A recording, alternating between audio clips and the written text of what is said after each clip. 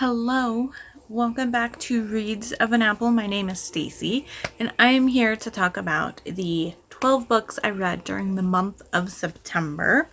Now, in the past, I have done a mid-month wrap-ups, but this month, I did not read very much in the beginning of the month, so I think I only had like 4 books or something crazy small by the time we hit mid-month, so I am going to be touching base on all of them. I'm going to touch on them as briefly as I can, but still kind of giving my overall thoughts. If you definitely want to hear more, feel free to reach out via the comments or on any of the social medias. And then I also do have full-length reviews that I put on my blog, and all that's linked in my link tree. So just wanted to throw that out there before we get into it. So we will just kind of start going over some of my stats, and then we will get into the books themselves that I read. So here's the first little section of stats I have. Like I said, I read 12 books, and this was for a total of 3,685 pages. So a decent amount considering how little I read last month. I averaged 1.42 days per book, and then the average page count was 307.08. Now, in the breakdown of pages that I read for each book, I read 3 novellas that were 99 pages or less, 2 books that were in the hundreds, 1 book in the 200s, 3 in the 300s, 1 in the 400s, 1 in the 600s, and 1 in the 700s. Okay, and then I also read 3 of the books for clubs, readathons, and read-alongs. 5 of the books had diversity, which I was surprised by, and I read 6 new authors, so half of the books I read were new authors to me, which was also fun. And then I did have 1 reread. 3 of the books I already owned in paperback, and I added 4 to my wish list. And I read 3 paperbacks, 8 ebooks, and 1 audiobook. For publishing, I read 7 that were published traditionally. I read 3 that were indie published, and 2 that were small publishers. The decades I read in was 1 book published in the 1990s, 5 in the 2010s, and 6 in the 2020s. I've been reading a lot of books published in the 2020s this year, which is surprising for me. And then we have my ratings. So my average rating for the month was 4.08 stars, so another decent month. I read 4 5-star books, 1 4.5-star book, 3 4-star books, 1 3.5-star book, and 3 3-star books. And then the final stats I keep track of are genres. So I read 6 contemporaries, 3 fantasies, 1 historical, 1 paranormal, and 1 sci-fi, all romance. And then for my contemporaries, I break them down into sub-genres, and I read 1 that was a dark romance, 1 holiday, 1 small town, and 3 just normal straight contemporaries. And that is it for my stats. So that was a lot of word vomit at you of numbers and things, but pretty decent, surprisingly, how my stats kind of stayed the same, but I did read a couple longer books in September. So my stats actually didn't change too much from my normal stats, even though I read less books than normal. So that's kind of interesting to see. And I'm very intrigued to look at my stats for this year and compare them to my stats last year, because last year is when I really started doing this detailed statistic tracking. And it'll be interesting to kind of compare them and then go from there. But otherwise, let's talk about the 12 books I read. Now, I'm not going to show this to you up here. I'm just going to do it. But in case you were wondering, I made just a graphic on Canva that has a list of the books, the number, and then I have the author, the title, the series, and if it's in a series, the series name and the number it is in the series, the two characters that, like the two main characters in my readings. So like I'll zoom in for you. So that is what I will be reading off of to kind of help me remember some of these that are just not stuck in my brain as much. But I started off September with a bang, and I started with Ilona Andrews' Ruby Fever. This is the 6th book in their Hidden Legacy series. This is the final book in Catalina's trilogy. And I love this. 5 stars. It was a perfect way to start the month off, and I moved at the end of August, so it was like the perfect book to kind of get me back into the flow of reading, even though it's been up and down. It was just such a good way to kind of normalize and get me back in that good headspace so that I was like wanting to read and enjoying while I was doing it. Outside of that, what can I talk about without giving this book spoilers? If you have not read Hidden Legacy and you are intrigued by Ilona Andrews, I think they are one of the best fantasy, urban fantasy authors out there. It is a husband and wife writing duo, and I love them. Their world building is just on a completely another level. Even the like short stories and the little novellas that they put out for their different series add so much to just the universe that they're creating, and I adore them to pieces.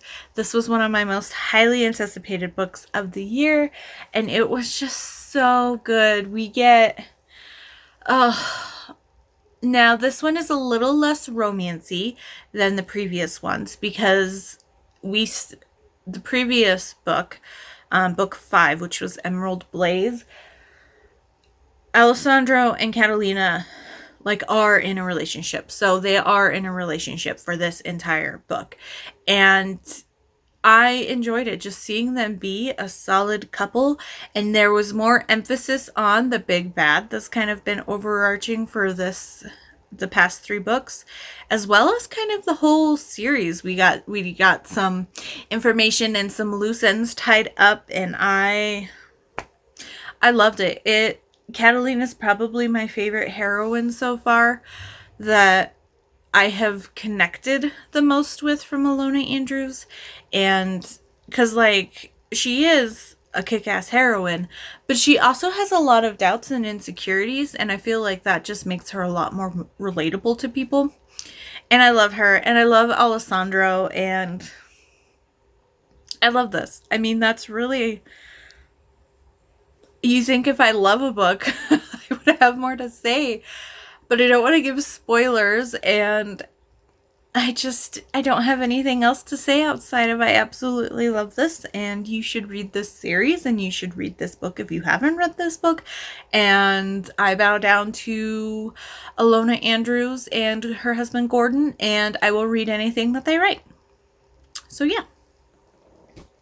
Then I went on a tiny little mini novella kick when I was kind of struggling getting to sleep at night. So I picked up Win a Date with a Cowboy by Kate Tilney. This is the first book in her Curvy Girls Bachelor Auction series. This is a novella. It was on KU, I believe. That's something I need to add to my wrap-up notes, is if it's KU or not, because I feel like I need to be better about telling you guys where, like, if it's on KU. But anyway, this was okay. The premise of this series is, surprisingly, it was set in Colorado, which I wasn't expecting. And there is a bachelor charity auction, and it is to raise money for victims of wildfires. And it just, the way that she wrote about it and talked about the situation reminded me of the wildfire that we got last year or the year before that went down into like Boulder County. And usually our wildfires tend to kind of just hit the mountain towns, but this one came into like a pretty big suburb area. Really, really scary, really horrendous. And so it made me think of that a lot, which was really cool. And this is a curvy girl who wants to be a fashion designer. She's currently an assistant for one of the up-and-coming fashion designers, which is weird because I don't think of Denver as like a fashion capital, but whatever. And her boss is like up in Aspen or Vale or something like that. So she gets sent in her boss's place to bid on one of the bachelors at the auction. However, her boss has told her, like, I want that cowboy. I specifically want the cowboy. And she bids on him. They have an instant connection, and then he finds out that she is not actually who won the date with him. And then her boss wants her to get him like a present and deliver it while she's still out of town. And so she goes up to his ranch to deliver this book. But she, you know, typical, she's the assistant, so she actually picked out the gift and she looked at his social media and saw the things he liked. So it was a really thoughtful gift, and they have a connection, and that's it. And then they get together pretty much. I gave this 3 stars. I enjoyed the premise of it.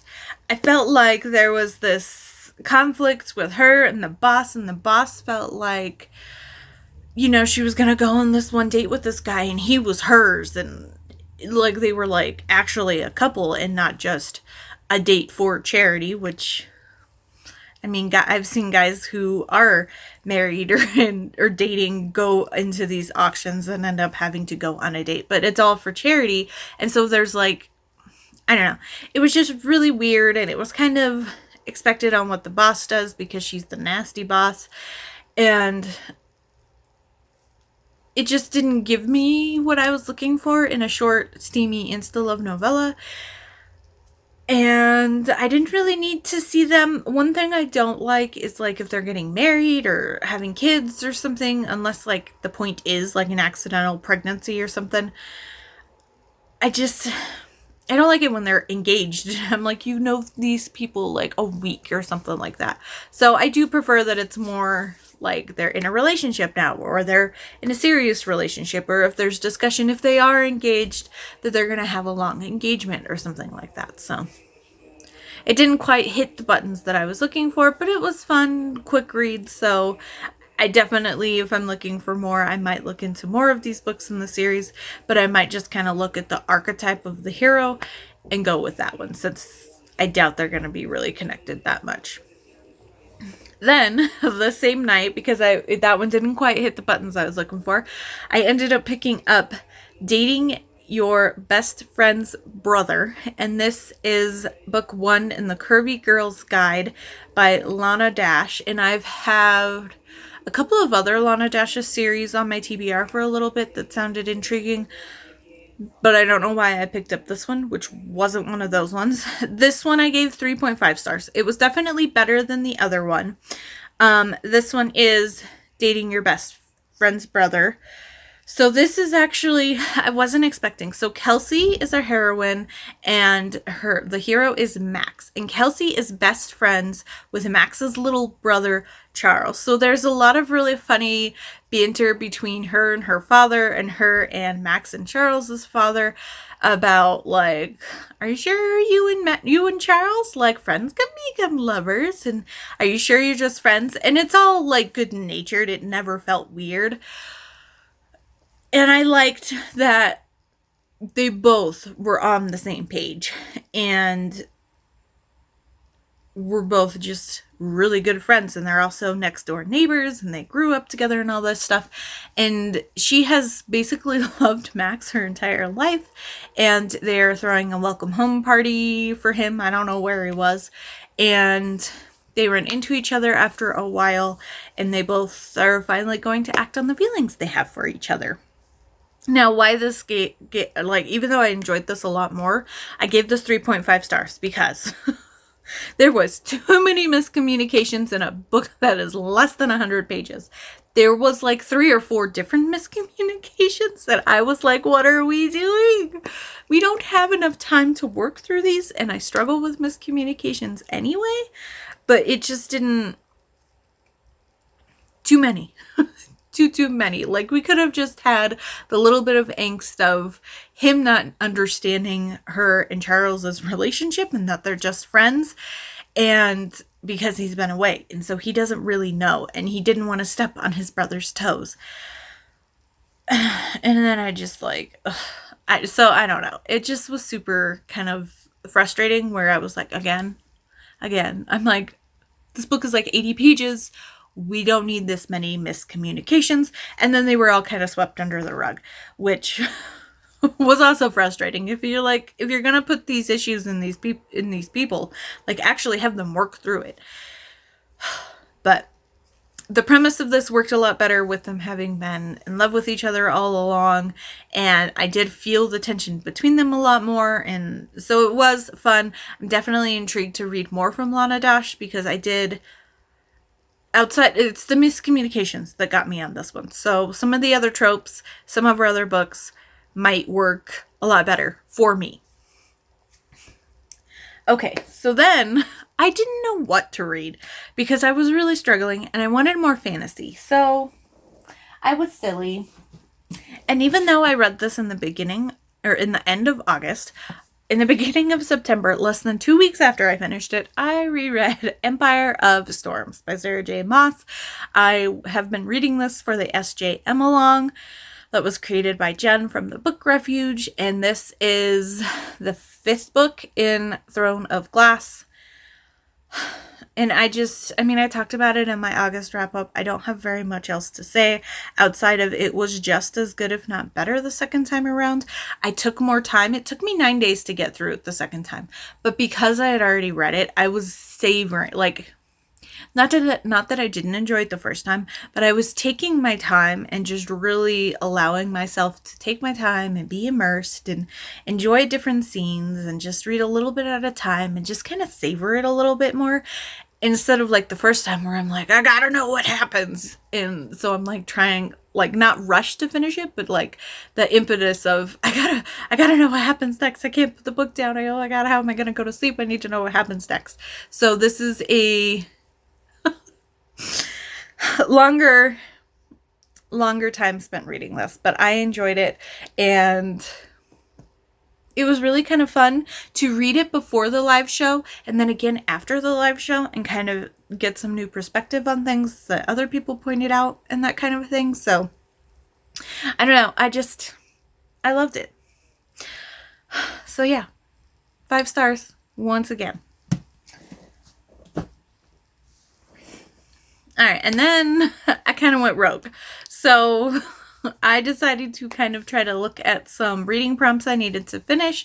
And I originally, at the start of the year, started doing the Heaving Bosoms 2022 Reading Embrace. It is, I think, 20 prompts, and you have all year to do them. And it's prompts based off of like sayings or stuff that happens on their podcast. And I had one prompt left, which was Jimmy Simpson's Robot Adventure. And I have been wanting to pick up like a cyborg or an android romance. So I finally picked up In the Arms of an Android by Tracy Lauren. This is the first book in her Android series. I gave this 4 stars.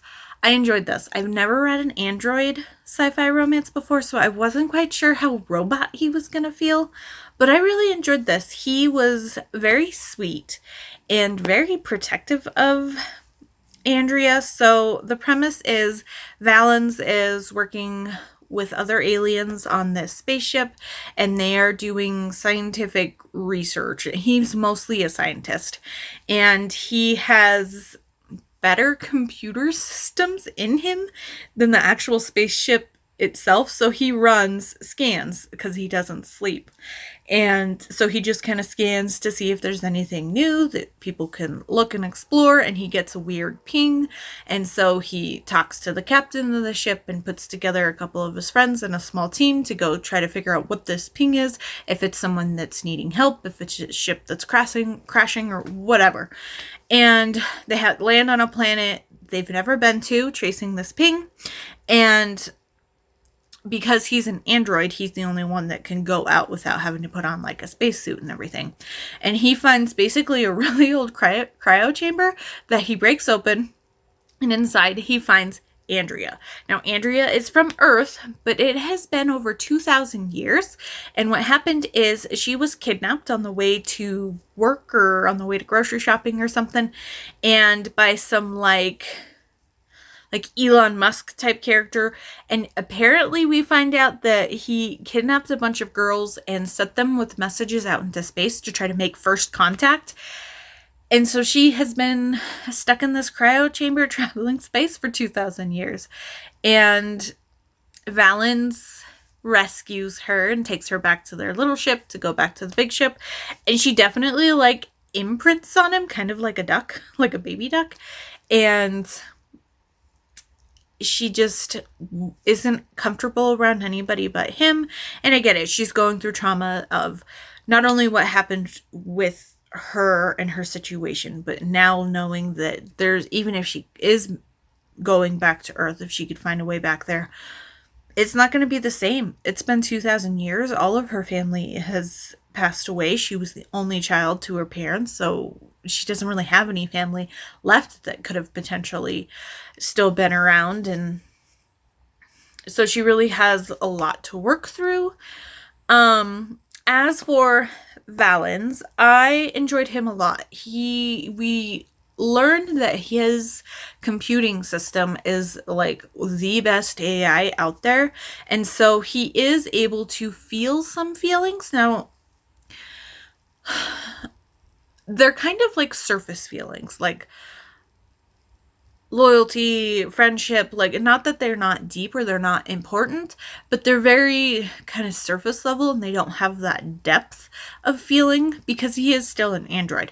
But he is growing the capability somehow of feeling deeper feelings and emotions, and he does eventually fall in love with Andrea.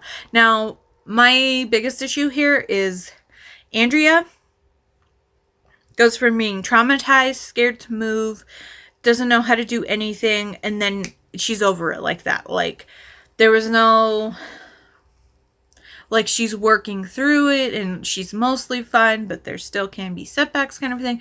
It was like a flip switch. And I was like, either if we're going to flip the switch, we need a time jump or to see her actually like processing through some of this stuff.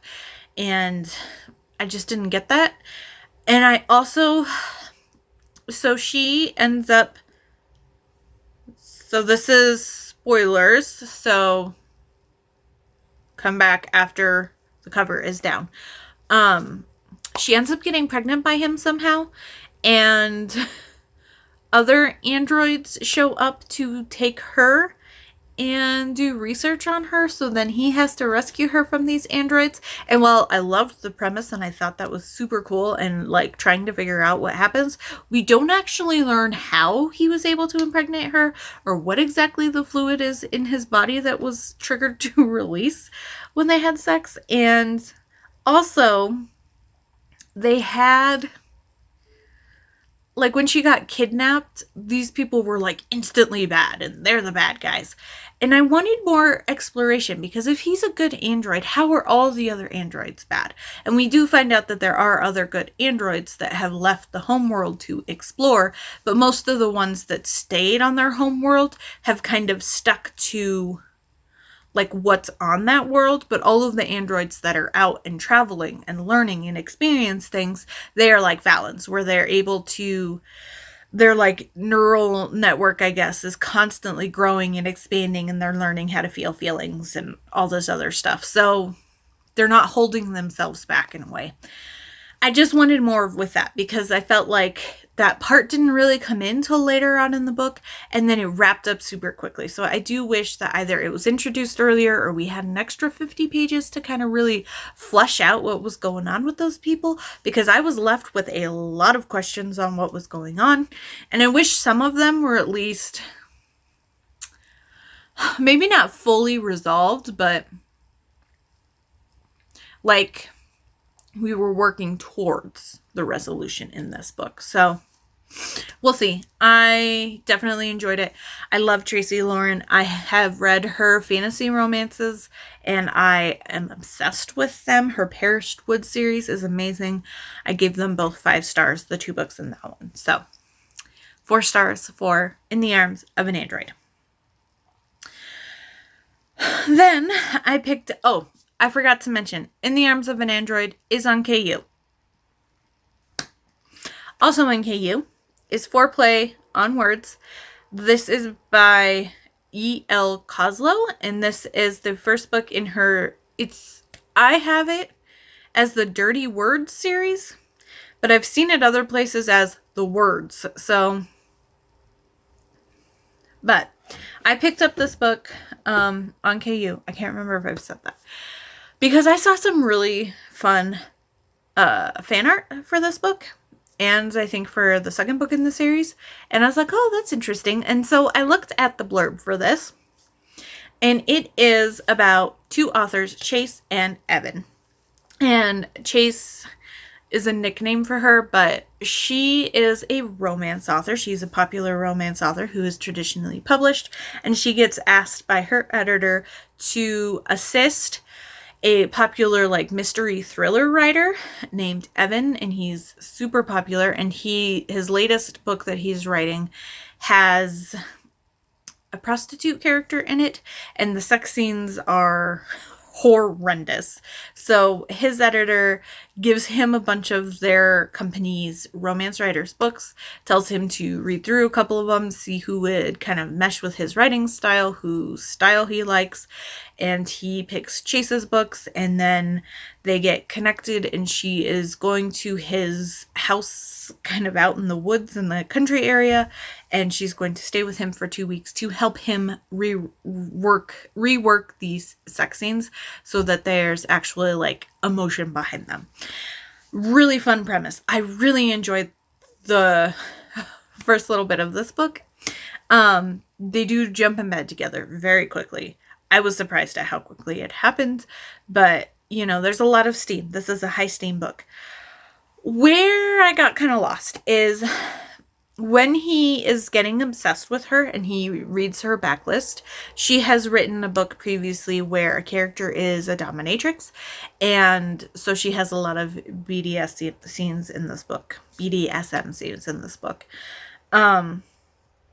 Now, he is very titillated by this book, and while they are writing together, they are finding that they are writing together very smoothly, and decide that instead of her just staying for 2 weeks, how about she stays for a month, and she's going to finish her first manuscript for the book that she's working on, and send it in, and then they're going to write a book together. And so they decide to mix mystery and romance together and write a book, and it's all about the dominatrix is his book. So I guess her book was a male Dawn that she wrote by herself.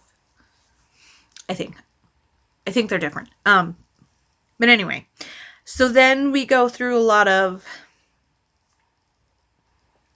them both meeting with her contact previously, and researching. They do participate in some low-level beginner BDSM stuff that they kind of learn from this guy. They go to like a showcase, I guess is what they called it, and are there, and they're like marked as just observers or just visitors or something, so they can't be drawn into any scenes, but they see a lot of really high level BDSM things. Some of it is very descriptive, so if that is something that you are cautious around, definitely be aware of that. There is one dominatrix that is very into like humiliation kink, and so there she has some dude that is a humiliation pet play, and I was severely uncomfortable. And I'm not a big BDSM person. It's just not something that I enjoy. I feel like it was well written and it was well done. And there is, talk of like some aftercare, even when they're doing just like the big beginner stuff between them. But because I didn't know, it's not mentioned at all in the blurb that there's BDSM stuff. I did notice after the fact that it's in the like tags on Goodreads, but with the new Goodreads page, I didn't notice it. And it's not in the blurb. And this is like 30-40% of the book is set around them researching and really digging into this BDSM stuff.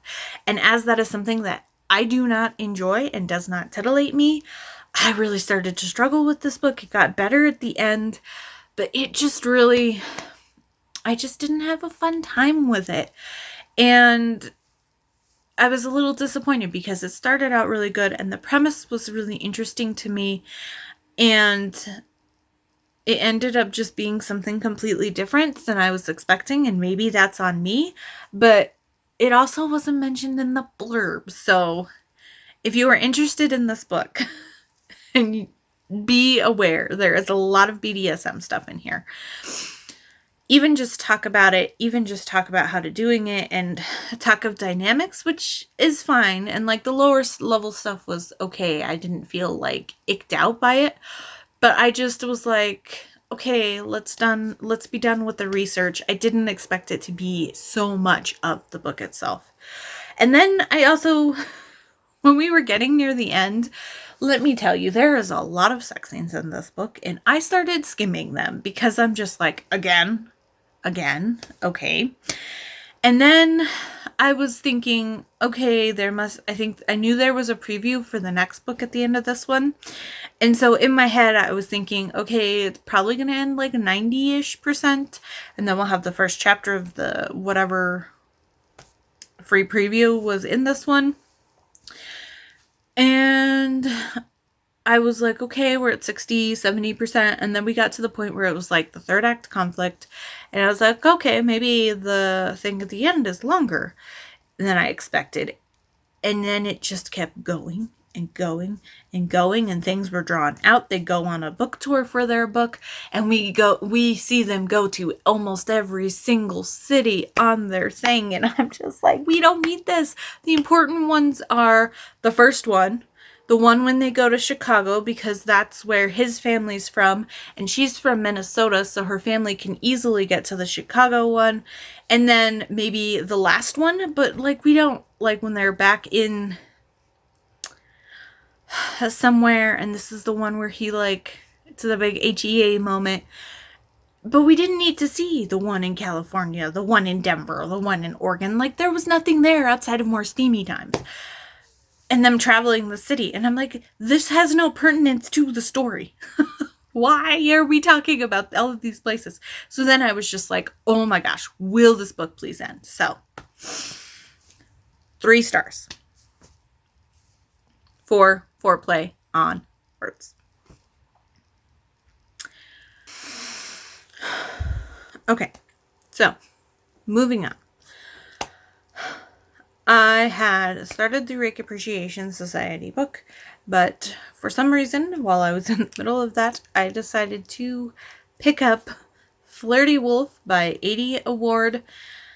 This is a part of her Alpha Wolves Want Curves series, but I have no idea where it fits. It doesn't really have much information on Goodreads, and I have not read any of the other books in this series, so I don't really know where it fits in. I'm sure if I read the other books, I could tell who's been coupled up and who isn't. But I don't. But it is a part of that series. This is a free novella I got from her newsletter. And this is also the first time I've read this author. I believe her other books are on KU, but I'm not 100% sure. So this is Poppy and Harley. Harley is a wolf shifter and Poppy is a curvy librarian. And she is joining her other librarian friends and co-workers to a charity function for like banned books and for the library at a strip club that is owned by some shifters in town. And it seems like there is either a shifter group that just moved to town and is connecting with a shifter group that was already nearby, or they're just new in town and they're finding all these mates. But this is another bachelor auction, except what is happening here is the alphas of the two packs have decided that they want to pair off all their enforcers to kind of keep them in town. And so all of the bachelor auctions are for the enforcers, and they're hoping people are going to find their mate and be able to tell who their mate is. Harley ends up seeing that Poppy is his mate, even though they have been around each other a lot, and she has a huge crush on him. I give this 3 stars. the body issues that she had with herself was very interestingly written. I didn't quite enjoy how it was written. She was very down on herself. She was very convinced that she, because of her looks and because of her body size, she would not be good enough for any man. And while she's here at this bar, because all the guys are like lingering before they go up, so you know, people can kind of decide who they want to bet on. And she's noticing that a lot of these wolves, some of them, and she doesn't know they're wolves, that's another thing, but they're, you know, flirting with all the girls that are there to bid money on them, and some of them have wives, is what she thinks at this point. And she's noticing how a lot of these women are curvy, and these guys love the curvy women. But at the same time, she's just still so down on herself, and she's like, oh, look, these are men that actually like curvy women and real women of all sizes, and it doesn't matter, and how cool, this girl's like super tall and skinny, and this one's like, she's talking about all of these different diverse things about these different people, and how cool that these guys are just very accepting and willing to kind of flirt with everybody. And yet, at the same time, she's like not equating that to herself, which I get. I mean, I can understand people that might have that issue, but I'm just, for it to be in the same split second just felt kind of odd to me. And then she ends up basically, her librarian co-worker friend, who's also, I kind of think, her boss or the head of the library or something, ends up bidding on Harley for her. And oh my god, she just scared me. He kind of tells her that he's her mate, and she's just like, this is weird.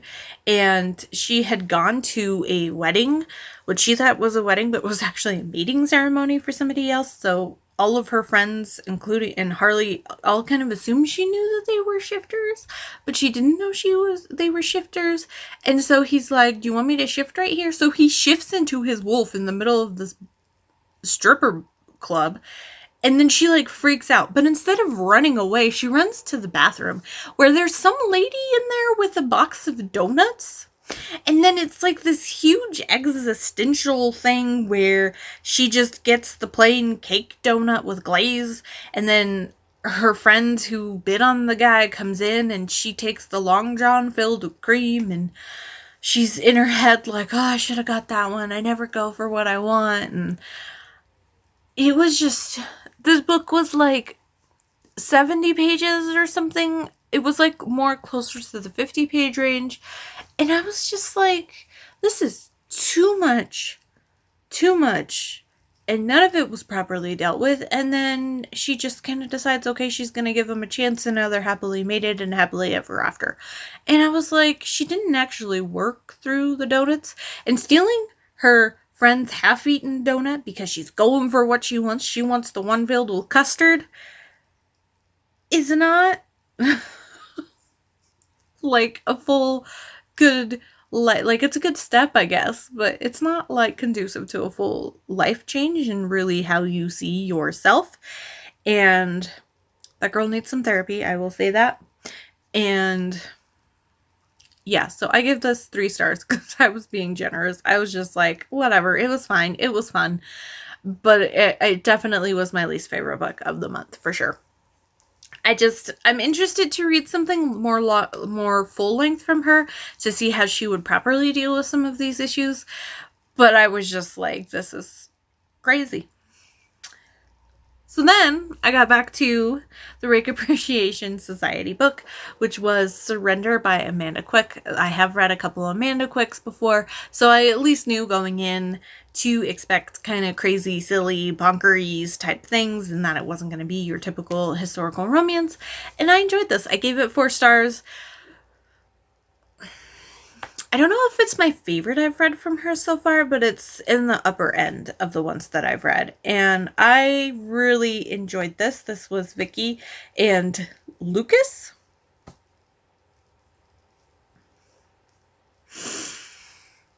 And Vicky is an heiress. I completely just spaced it. So I was like, come on, brain, come on, brain. So she is an heiress. She is on the verge of being a spinster, or she is a spinster. And she's just kind of done with the ton and the season. And she's tired of men like fortune hunting her.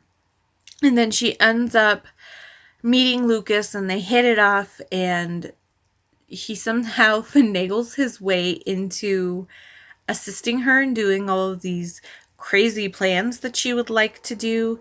And it gave me very much 9 Rules to Break When Romancing a Rake by Sarah McLean. Like, she has these ideas of all these things that girls don't do and guys do, and she wants to do all these other things. And although this was written before that, this was written in 1990, I think. Maybe 1991, but it's early 1990s. But anyway, so they end up getting caught in a compromising position because she doesn't want to spend out her spinsterhood without having lost her virginity. And so she decides that if she's going to give it to if she wants to do that activity with anybody, she wants it to be with Lucas. And they get caught and basically forced to marry. And she was very staunch against marriage, but he's just like, and he has a special license, and she's like, why do you have a special license? And he's like, you were putting us in very precarious positions, and I needed to be prepared. Never mind the fact that he's falling in love with her, and he really wants to marry her. But then we find out that his estate is destitute, and so he was actually originally pursuing her because she does have a fortune. Which, I mean, I get it, but they actually fell in love, and I don't know. So she is really why I give this 4 stars. I really struggled with her. There was a moment when she arrives at his country estate, and she kind of really understands the gravitas of the burdens that he carries. And it's not just like he wants money to go buy pretty things and buy new wardrobe and stuff. Like, the money that he will be getting from her dowry is going to replenish the coffers for the estate and will help get his land and the landscape and the agriculture and stuff kind of up and going again. And the money will be spent in the town and in the people that live in his area, and to like help that local economy thrive again.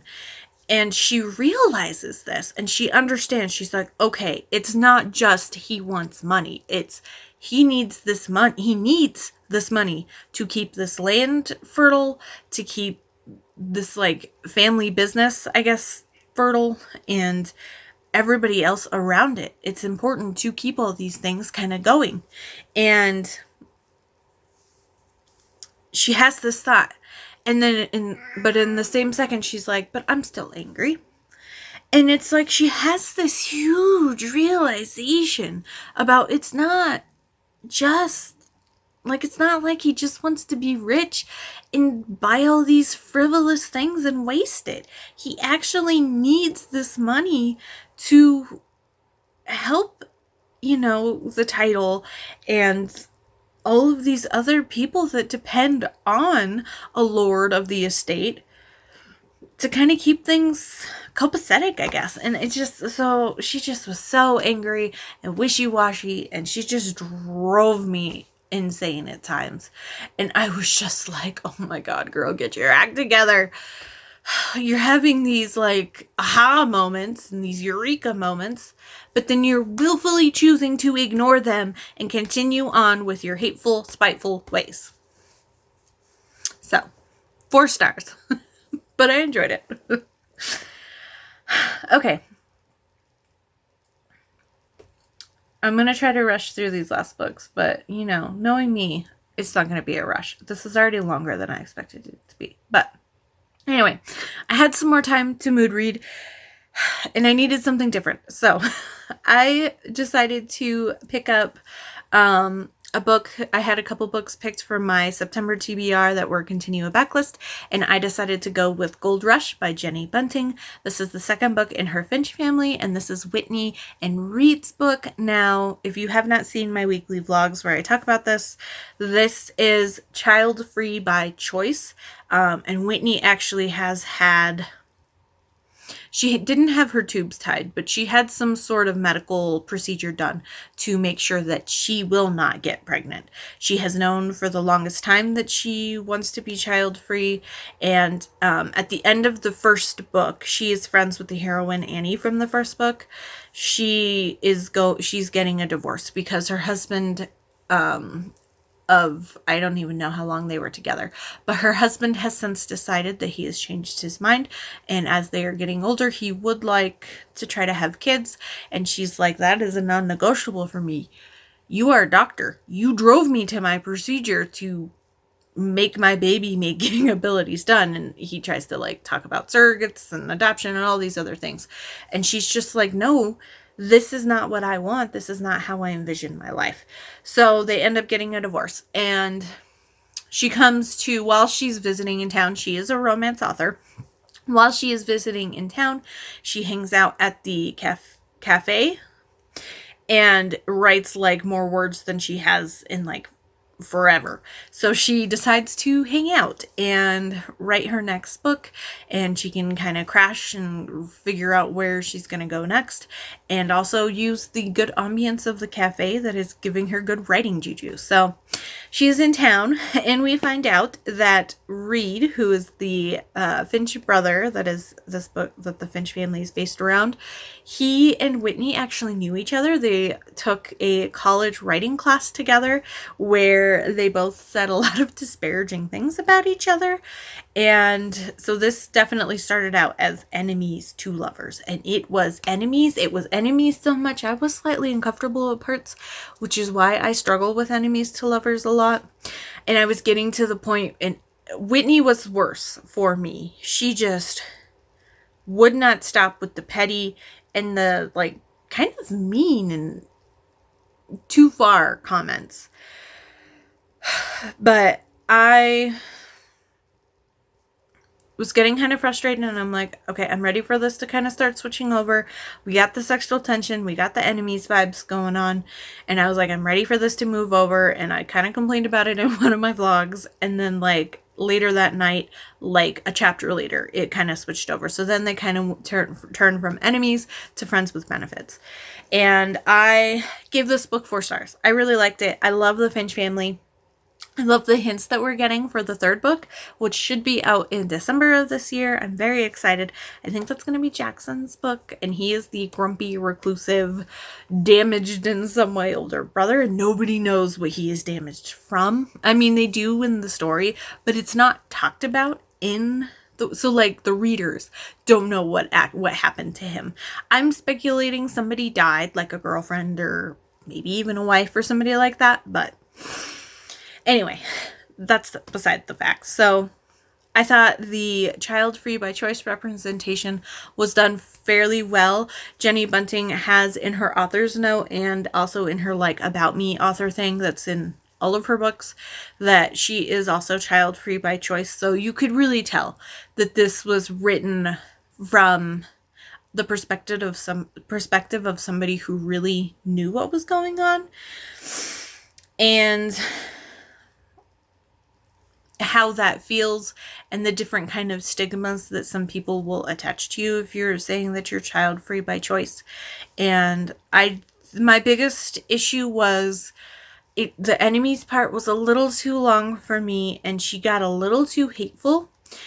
But it was the 3rd act conflict. I did not like the way that it was handled.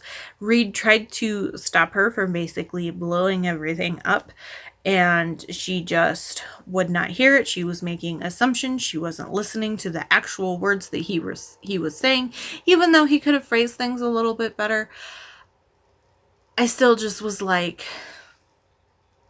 you're putting that you think he wants children on him when he is telling you that he doesn't want children, that he is okay with not having children. He's going to have nieces and nephews to spoil. But she sees him, because he used to be a middle school teacher, she sees him with kids around, and so she thinks he will make a good father, therefore he wants to be a father. So, I mean, I get it. And the same thing happened with her husband, so she has that trauma, but I just didn't like how she spiraled, and then she like disappeared. So that was why I knocked it down. I didn't really like that as a conflict. I felt like had it been a little more them actually sitting down and discussing what's actually going wrong and like actually sitting down and getting to the nitty gritty of that conversation, because we still didn't even really get that with the grovel, and she actually did the groveling, which was silly because he was preparing to grovel to her and get her back, but she actually ends up groveling to him first. So I don't know, it was cute. I enjoyed it. Also, on a side note, I did not mention this in my vlog, but I feel like Jenny Bunting is a Taylor Swift fan, maybe even a Swiftie. Every time I thought of this book, because it's called Gold Rush, I would think of the Taylor Swift song Gold Rush, which is amazing. I think it's off Evermore. It's off of Evermore or Folklore. I think it's off of Evermore. I'm so bad. I get those two mixed up because they came out around the same time, but I linked it up there if you have not heard it. The local tavern bar is also called The Swift. And then there was another moment in this book where I was just like, that's a Taylor Swift reference, isn't it? But I don't remember what it is. I should have made a note. But between the title and the bar being The Swift, and then there was like another Taylor Swift reference that is some lyrics from one of her popular songs. And I was just like, So, and then I saw she had a story where she used a Taylor Swift song in it. But, you know, show me somebody who isn't a Taylor Swift fan who hasn't somehow used one of her songs for an Instagram story or TikTok or whatever. So, anyway, 4 stars. I really like this. And I'm excited to read more from Jenny Bunting. Then I picked up the Smart Women Read Romance Patreon exclusive review, and that was The Sight of You by Ashley Mack. This is her debut book, and it is the first book in her The Census series. I really enjoyed this. Is it a perfect book? No. You can definitely tell it's her first book, and I can definitely see how some people really struggle with this book. But I was just completely swept up into the story, and I was, I knew nothing about it. I knew nothing about her. Didn't realize it was her debut book, and she was a new author, and like, this book just came out recently. And so I was just kind of like, oh, okay, that's cool. And I was along for the ride. So this is Ilona and Derek. And Ilona, this is like mafia adjacent.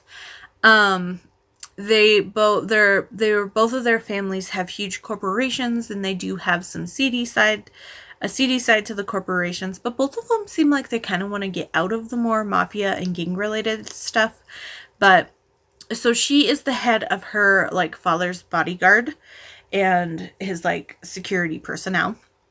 And she is basically forced to take a vacation every year by her family. And this year she chose Seattle. And on her last night, she always tries to have a tryst. And she ends up meeting Brody. And she says her name is Lana, I think. And they have this like instant connection, and he gets very upset the next morning when he sees that she left, and she definitely has been thinking of him. And so when she is back home, I think in Chicago, her sister is having an arranged marriage with some businessmen, and they're hoping that their companies will blend well and they'll both be able to help protect each other, especially as they both kind of just pull away from the more seedier business that they have been engaging in. And Derek shows up to claim his bride, and turns out Derek is actually Brody. And he says, I don't want the oldest sister, I want Lena. And so it's a big whole kerfluffle, and Ilona and Derek end up getting married in like 2 or 3 days. It's like very quick, and then they go home to Washington. and it's them kind of working through their relationship and kind of settling in, and her trying to find her place in his company and in his life. And she's now, I mean, she's been training and living her life and expecting to basically be a security personnel, and now she's kind of expected to step into like a socialite type role where she's running charities and doing all these different things. And while she's enjoying them, she also doesn't feel like, she doesn't enjoy the dressing up as much and things like that, but she does enjoy running the actual charities. So I mean, there could have been some better character development for sure. The plot could have been tightened up a little bit more. It was fun that she ended up being the one saving him in the end. And I don't know. It's just, I mean, it's not perfect by any means, but I enjoyed my time. I could not put this down. I flew through this book in 2 sittings. The first sitting I got to like 80-something%, and then I was able to finish the last little bit before the meeting after work. And I don't know, I just really enjoyed it. The writing, like, while it wasn't top tier and it wasn't like as tightly, like the story itself wasn't as tight as it could be, I enjoyed it. So I don't know why I'm trying to justify me enjoying it, even though it wasn't like an excellently executed book. But this is the kind of book where, I mean, where the writing, like if it's not written well, or the writing style, if I have an intriguing enough story, or there's a character that's super intriguing to me or something like that, I can get past the like mechanics of how the story is happening. So yeah, I'm very excited. There is a novella, which is his head security dude, and I'm very intrigued to read it. And the second book actually just recently came out in the beginning of October, and I'm very intrigued for that because it is her younger sister, who is kind of mentioned like she's a like she's kind of a genius and with computers. So it sounds like she's a hacker, but she may or may not also be a serial killer. So I don't know what's going on there, but I'm definitely intrigued. And I'm excited to find a new author and see and watch how her books grow, because if this is her first book, like, we're in for like a wild ride for sure. So 4 stars. Okay. My penultimate book was Halloween Boo by Sarah Spade. I needed something fun. I was getting in the fall Halloweeny vibes, so I decided to pick up Halloween Boo.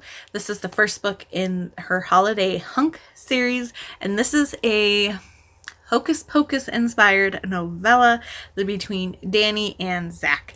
Danny moves to Salem for work, and she moves in there in like January. And she finds out that she has a ghost friend that is living with her, and he has fallen in love with her over the past 10 months.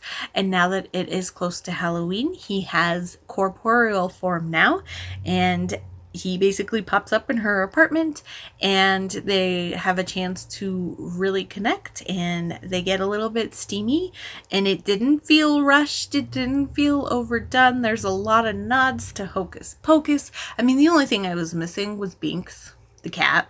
Like, she could have had a cat. Although, I guess technically Zach is Binks. But, I mean, it would have been fun if she had a cat. But I think the cat is in the second one, and the second book is Christmas set, and it's supposed to be Allison and Max. So I'm definitely going to read that at Christmas time, because this was a lot of fun. This was also in KU. I did not mention. Oh my gosh, I'm so bad at it. Gold Rush was in KU. The Side of You is in KU. Halloween Boo is in KU. So lots of KU reads this month. But yeah, I give this 5 stars. It is everything I want in a holiday novella. I mean, it was a little insta-lovey, but it didn't feel overdone. I classified this as a contemporary, but you could call it paranormal because he's a ghost, but it does have an HEA. And so I consider this kind of more, this was my holiday contemporary romance instead of paranormal. And I don't know, it was just super fun. It was lighthearted, and I loved all the Hocus Pocus nods because I am one of those people who is obsessed with Hocus Pocus, and I need to watch the second one. But I don't know, it was super fun, and the steam was well done, the pacing was well done, nothing felt kind of icky or overdone, and I don't know, this was just, for me, it had all the right buttons of what I expect from a insta-love quick novella that's holiday based. So there you go. Okay, now, the final book that I read in the month was for the September SJM along, and that was A Court of Wings and Ruin. Sarah J. Maas, third book in her A Court of Thorns and Roses series. 5 stars. 5 stars. I don't know what to say. There is so much that goes into this book. And I touched base on different things in my vlog. The biggest things I really have taken away from this is, Feyre and Rhys are adorable together. I was very happy that we didn't spend longer time with Tamlin and her in the spring court. I loved that Feyre did have some consequences for some of the actions she took in the spring court, that it wasn't just like she was this perfect heroine. Not that she was perfect in the previous books, but, it really just feels like there is ebb and flow in Sarah J. Maas's world, and I just really enjoyed this. I can understand that some people might not like this one as much because there is like a lot of political maneuvering and wartime stuff happening. And I can see if you're a romance reader going into these and don't enjoy that stuff, then it might not be for you. But I can also see where if you are into that kind of things and you're like a normally fantasy reader and you go into this, you might not be into the romance aspects. But for me, it hit that balance just right, but I was a huge fantasy reader before I really just was like, screw you, I'm just reading romance now. And it was just so well done, and it's not just Feyre and Rhys. We get really some romance. I do want to see more of them together, and I would love like a novella or a short story from either of their perspectives of Amren and it starts with a V. Valen? I don't know. Their couple's name is Vamran. I know that. The summer court dude. And we get to see them. There's kind of some hints that Cassian and Nesta might be mates. And I know people hate Nesta. And I had a lot in this book that Nesta was really kind of hitting me in places that I wasn't expecting. I definitely was kind of picking up, and I don't know if I'm 100% sure, but I feel like she's dealing with some sort of mental issues, whether that's depression or something else. I was getting little nuances and things that kind of reminded me of like little triggers or little reactions that I would have. Now, while she got cold, when how do I say this? When she withdraws differently than how I withdrawed when I was going through depression, or at least when I go through my bouts of depression. We withdraw differently, but a lot of the little nuances of it, I really was like, oh, that sounds familiar. Oh, yeah, I know that. Yep. So I feel like her book is going to be really heavy. And I know Sarah's going to hit us in the feels with it. And I don't know if it is depression or if it is like PTSD. But I feel like she will have PTSD from the cauldron stuff. But there's got to be something. Because she was pretty cold as a person beforehand. And I don't know. I'm not the biggest fan of Elaine. I wasn't quite sure what was going on with Feyre trying to pair up Elaine and Azriel, and I was just like, what are you doing? We know Lucian's Elaine's mate. And as long as Lucien gets his HEA, whether it's Elaine or he finds his happiness with somebody else, Lucien needs to get his HEA. I love him. He's probably one of my favorite boy side characters. There's just something about him that really speaks to me, and I just want to, give him a hug and tell him everything's gonna be okay, and I love Lucien so much. I'm also very intrigued by his eldest brother, Eris. I don't know. There's so many characters. We get to meet all the other High Lords in this book that we haven't met. Tamlin gets a little bit of a redemption arc, and I'd be okay with reading a book from him, or a shorter book from him, where he kind of does the work that he needs to do to kind of process whatever's going on with him and find his HEA. Like, everybody deserves an HEA. I mean, this book had me laughing. This book had me crying. This book had me feeling every emotion ever, I feel like. Sometime in November, the third part of the graphic audio comes out for this book. And in November, maybe early December, I do plan on rereading this book with the graphic audios. I read the first two with the graphic. I read along while I listened to the graphic audios. And I cannot wait to get to this epic final battle scene in the graphic audio. Like, I cannot wait. So I'm very excited to reread this, and apparently that's a thing I'm doing now, is rereading Sarah J. Maas books shortly after I read them the first time. But I mean, I don't really know what else to say outside of I loved it. I can't wait to read more from Sarah J. Maas. I can't wait to read more from this series in particular. Am I prepared for Nesta, though? Oh, I am, but I'm not. But anyway, I love this. Alrighty, so that's it. That is the 12 books I read in the month of September. Let me know if you have read any of these, you'd like more information on any of the others, and like, comment, subscribe, all that good stuff.